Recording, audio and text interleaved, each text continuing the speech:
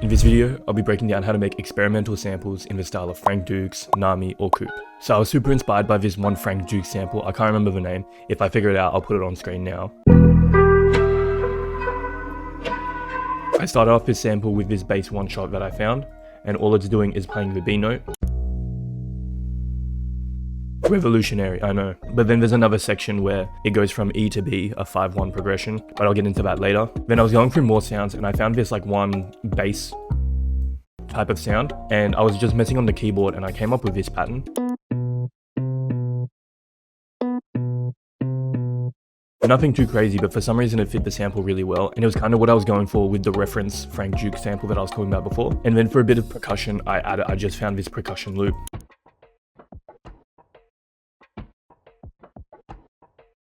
Nothing too crazy. And then to fit with this whole guitar theme, there's this one like accent that I've been using in a ton of samples, and this is just what that sounds like. Just to accent the sample, because as you can see, it hits when there's no other instrument playing, just so there's enough room for the other instruments. And a lot of Nami and Coop and Frank Dukes' sample is super texturized, so I found this one texture.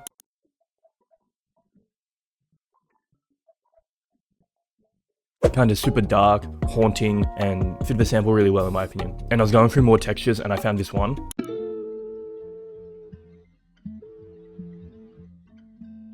Once again, to go with that whole guitar type of sample. And then to the switch up part, because I added a switch up because I wanted there to be more than one part that they could chop up, I found once again this other texture.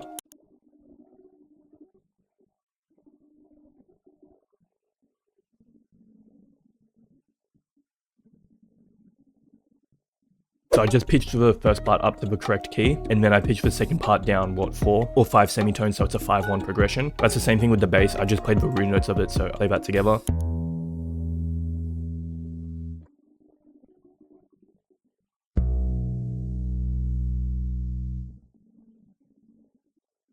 Nothing too crazy. And I also added the percussion loop from the start that I played. And one thing that if you add switch ups to your sample, I think Tyler the creator said this, is have one thing that's constant throughout the sample so it sounds cohesive. If I was to change like the bass sound and then change the percussion loop, it would sound like a completely different sample, but instead I wanted like this to sound more cohesive. And then the next part is I just took that pad and I just pitched it up an octave and I reversed it.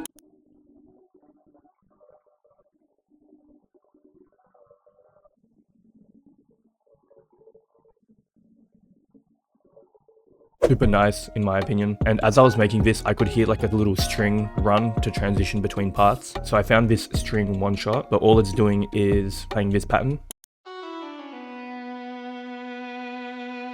And if you've seen my previous videos, I went up here to tools and then clicked humanize. And that pretty much just makes it sound more human, as the title suggests. Because when you're playing a string, not all notes are going to hit on time, or they're not going to be the same length. So that's why I did it. Then I also found this string phrase that I reckon fit the sample perfectly.